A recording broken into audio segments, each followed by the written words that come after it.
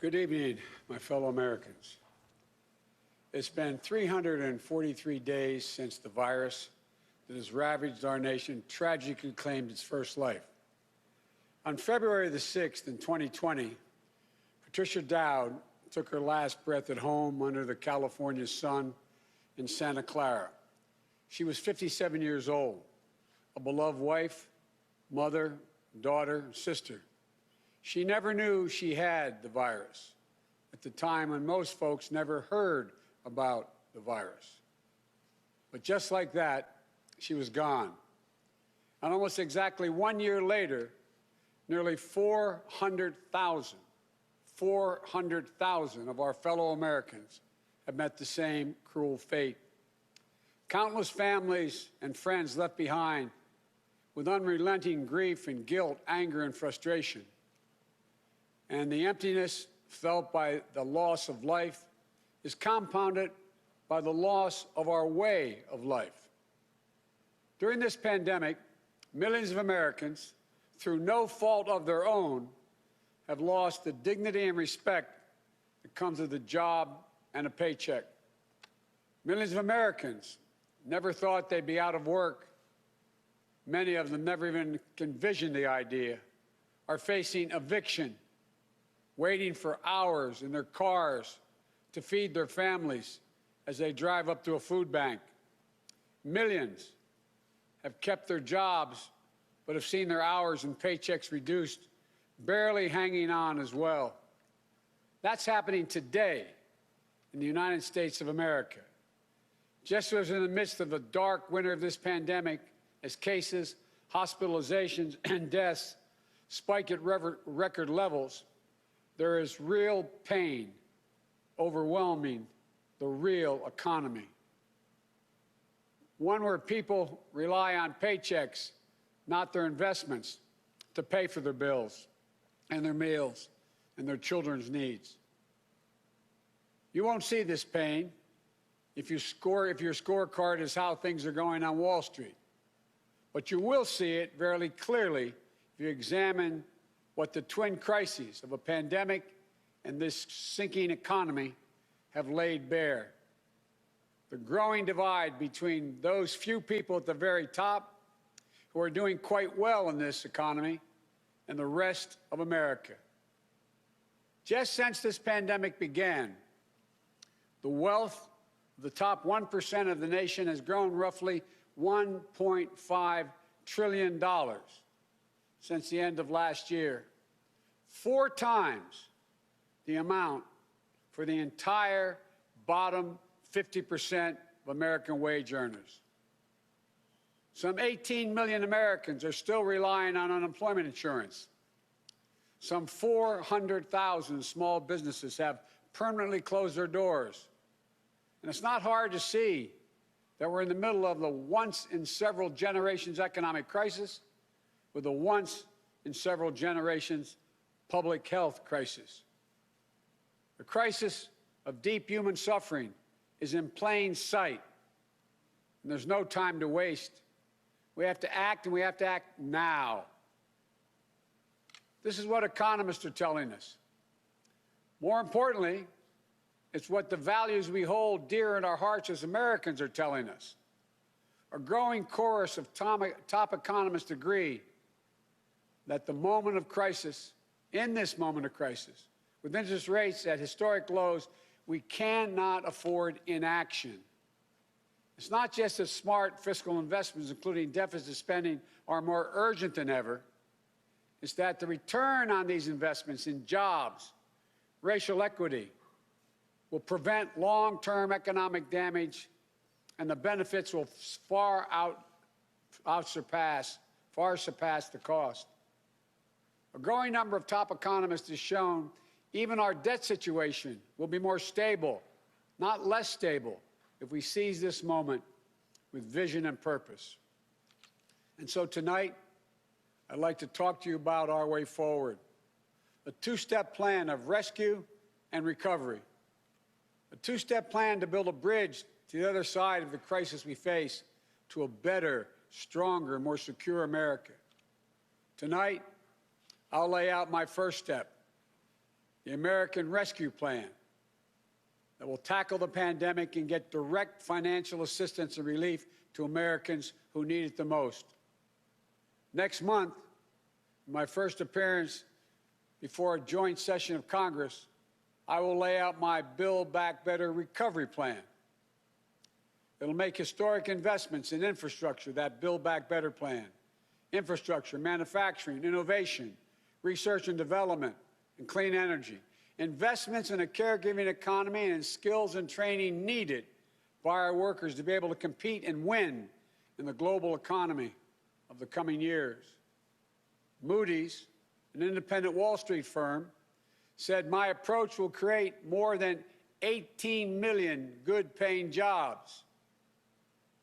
Our rescue and recovery plan is a path forward with both seriousness of purpose and a clear plan, with transparency and accountability, with a call for unity that is equally necessary. And unity is not some pie-in-the-sky dream. It's a practical step to getting the things we have to get done as a country get done together.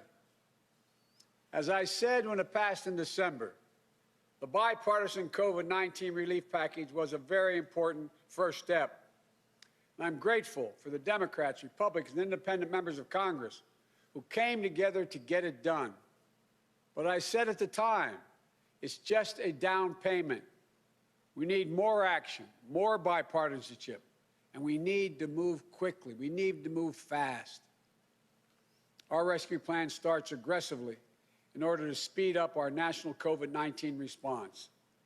The vaccines offer so much hope, and we're grateful to the scientists and researchers and everyone who participated in the clinical trials.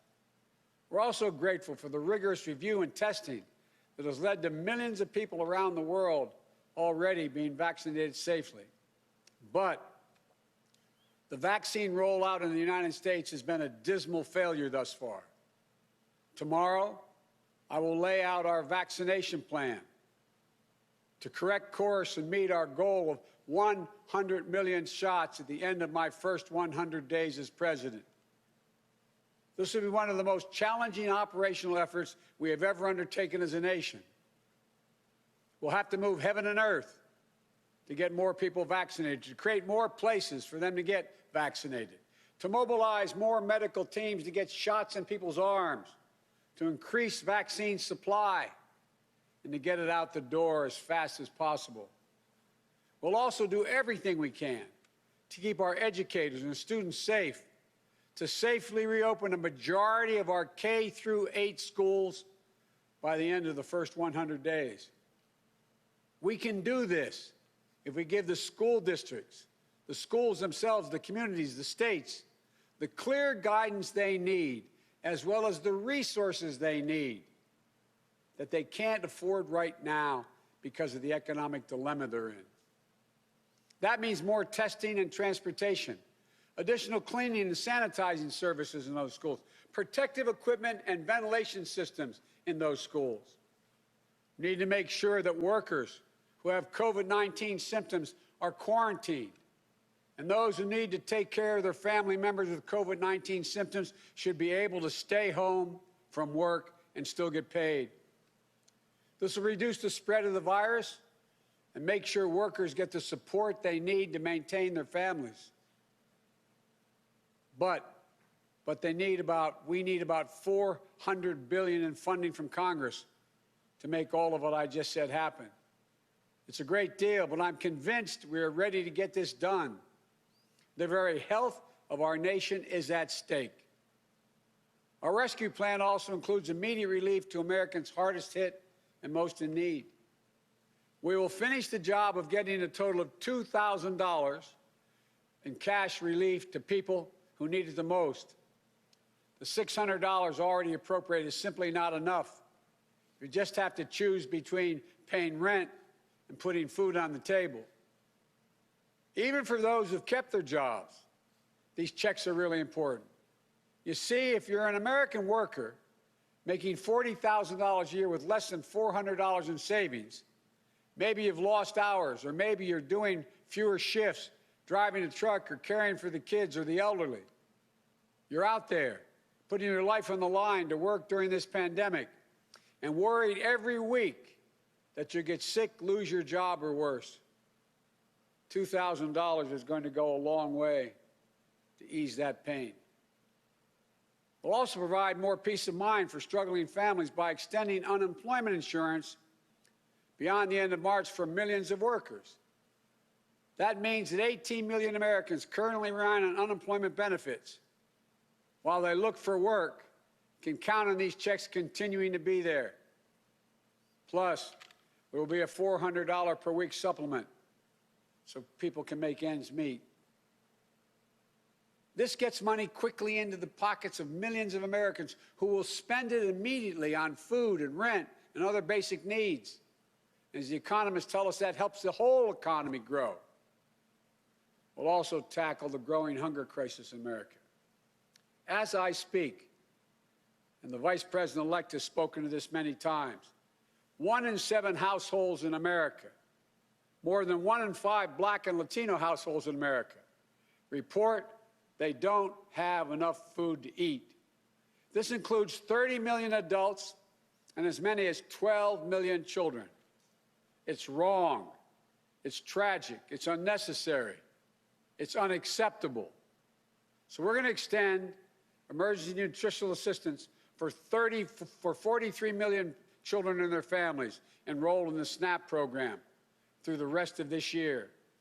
We'll help hard-hit restaurants prepare meals for the hungry, provide food for the families who need it. We will invest $3 billion in making sure mothers and their young children have the nutrition they need.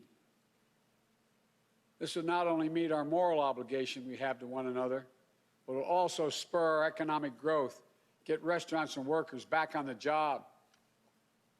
And as we work to keep people from going hungry, we'll also work to keep a roof over their heads, to stem the growing housing crisis and evictions that are looming. Approximately 14 million Americans have fallen behind on rent, many at risk of eviction. If we don't act now, there'll be a wave of evictions and foreclosures in the coming months as the pandemic rages on. This would overwhelm emergency shelters, increase COVID-19 infections as people have nowhere to go and can't socially distance. Next week, we'll take action to extend nationwide restrictions on evictions and foreclosures. This will provide more than 25 million Americans greater stability instead of living on the edge every single month. And I'm asking Congress to do its part by funding rental assistance for 14 million hard-hit families and tenants.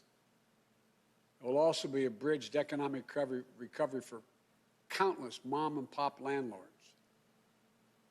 These crises are straining the budgets of states and cities and tribal communities that are forced to consider layoff and service restrictions of the most needed workers. It means that people putting their lives at risk are the very people now at risk of losing their jobs. Police officers, firefighters, all first responders, nurses, educators. You know, over the last year alone, over 600,000 educators have lost their jobs in our cities and towns. Our rescue plan will provide emergency funding to keep these essential workers on the job and maintain essential services. It will ensure that vaccines are administered and schools can reopen. Vice President-elect Harris and I have been speaking with county officials, mayors, governors of both parties on a regular basis. We're ready to work with them, help them get the relief they need. Our rescue plan will also help small businesses that are the engines of our economic growth, our economy as a whole, the glue that holds communities together as well. But they're hurting badly.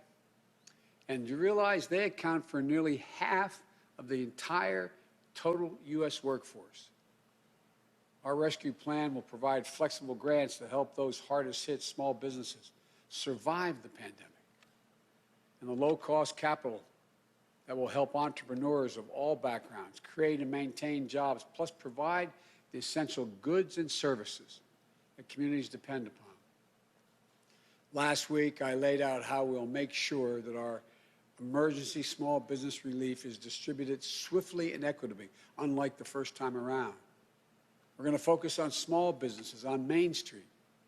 We'll focus on minority-owned small businesses, women-owned small businesses, and finally having equal access to the resources they need to reopen and to rebuild. And we will be responsible with taxpayers' dollars, ensuring accountability that reduces waste and fraud and abuse like we did in the Recovery Act that I administered in our administration. Direct cash payments, extended unemployment insurance, rent relief, food assistance, keeping essential frontline workers on the job, aid to small businesses. These are the key elements to the American Rescue Plan that would lift 12 million Americans out of poverty and cut child poverty in half. That's 5 million children lifted out of poverty if we move. Our plan will reduce poverty in the Black community by 1/3, reduce poverty in the Hispanic community by almost 40%. And includes much more, like an increase in the minimum wage to at least $15 an hour. People tell me that's going to be hard to pass. Florida just passed it. As divided as that state is, they just passed it. The rest of the country is ready to move as well. It should be a national minimum wage of $15 an hour. No one working 40 hours a week should live below the poverty line. That's what it means. If you work for less than $15 an hour and work 40 hours a week, you're living in poverty. It includes access to affordable child care that will enable parents, particularly women, to get back to work. I look forward to working with members of Congress of both parties to move quickly to get the American Rescue Plan to the American people. And then we can move with equal urgency and bipartisanship to my Build Back Better recovery plan that I will call for next month to generate even more economic growth. American manufacturing was the arsenal of democracy in World War II. It will be so again. Imagine a future made in America, all made in America, and all by Americans. We'll use taxpayers' dollars to rebuild America. We'll buy American products, supporting millions of American manufacturing jobs, enhancing our competitive strength in an increasingly competitive world. Imagine historic investments in research and development to sharpen America's innovative edge in markets where global leadership is up for grabs, markets like the battery technology, artificial intelligence, biotechnology, clean energy. Imagine confronting the climate crisis with American jobs and ingenuity leading the world. It's time to stop talking about infrastructure and to finally start building an infrastructure so we can be more competitive. Millions of good-paying jobs that put Americans to work rebuilding our roads, our bridges, our ports, to make them more climate resilient, to make them faster, cheaper, cleaner, to transport American-made goods across our country and around the world. That's how we compete. And imagine millions of jobs in a caregiving economy to ease the financial burden of caring for young children and aged loved ones. Let's make sure our caregivers, mostly women, women of color, immigrants, have the same pay and dignity that they deserve. So we can do these bold, practical things now. You know, I know what I just described does not come cheaply, but failure to do so will cost us dearly. The consensus among leading economists is we simply cannot afford not to do what I'm proposing. Independent, respected institutions from around the world, from the Federal Reserve to the International Monetary Fund, have underscored the urgency. Even Wall Street firms have reinforced the logic. If we invest now boldly, smartly, and with unwavering focus on American workers and families, we will strengthen our economy, reduce inequity, and put our nation's long-term finances on the most sustainable course. And where we're making permanent investments, recurring investments, as I said in the campaign trail, we will pay for them by making sure that everyone pays their fair share, not punishing anybody. We can do it without punishing a single person by closing tax loopholes for companies that ship jobs overseas, or to allow American companies, 90 of them, the top Fortune 500, to pay zero in federal income taxes, asking everyone to pay their fair share at the top so we can make permanent investments to rescue and rebuild America. It's the right thing for our economy. It's the fair thing. It's the decent thing to do. We not only have an economic imperative to act now, I believe we have a moral obligation. In this pandemic, in America, we cannot let people go hungry. We cannot let people get evicted. We cannot watch nurses, educators, and others lose their jobs. We so badly need them. We must act now and act decisively. My fellow Americans, the decisions we make in the next few weeks and months are going to determine whether we thrive in a way that benefits all Americans, or that we stay stuck in a place where those at the top do great, while economic growth for most everyone else is just a spectator sport, and where American prospects dim, not brighten. These investments will determine whether we reassert American leadership and outcompete our competitors in a global economy. We're better equipped to do this than any nation in the world. Or that we watch them catch up and pass us by. Together, I know which path we'll choose. And that includes all Americans, so we can own the 21st century. But even with all these bold steps, it's going to take time to get where we need to be. There will be stumbles, but I will always be honest with you about both the progress we're making and what setbacks we meet. And there will, and here's the deal, the more people we vaccinate, the faster we do it, the sooner we can save lives and put this pandemic behind us and get back to our lives and our loved ones. And the sooner we can rescue and rebuild the American economy, the biggest and most profitable engine in the world. I know it's been nearly a year that tested us beyond measure. For all of you who have lost someone, my heart goes out to you. I know that feeling looking at that empty chair across the table. All of you who've fallen on hard times. I know you can never get back what you lost, but as your president, I know that every day matters and every person matters. From the very first to the nearly 400,000 lost American souls and counting, to the millions of you just looking for a fighting chance in this economy, I promise you, we will not forget you. We understand what you're going through. We will never, ever give up. And we will come back. We'll come back together. Well, we didn't get into all this overnight. We won't get out of it overnight. And we can't do it as a separated and divided nation. The only way we can do it is to come together as fellow Americans, as neighbors, as the United States of America. And when we do, there's nothing beyond our capacity. I've said this many times. When America acts as one, there's never been a single thing we've been unable to do, no matter how consequential the issue has been.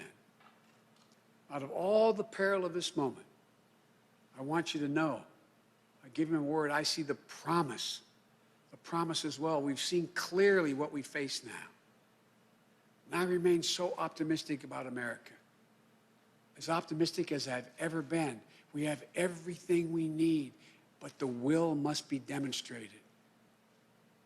So come Wednesday, we begin a new chapter. The Vice President-elect and I will do our best to meet all the expectations you have for the country and the expectations we have for it. I'm confident. I am truly confident. Together, we can get this done and come out better off than when we went into this crisis. God bless you all, and may God protect our troops. The biggest stories the moment they happen from around the globe. Subscribe to Bloomberg Quick Take now for insight in an instant.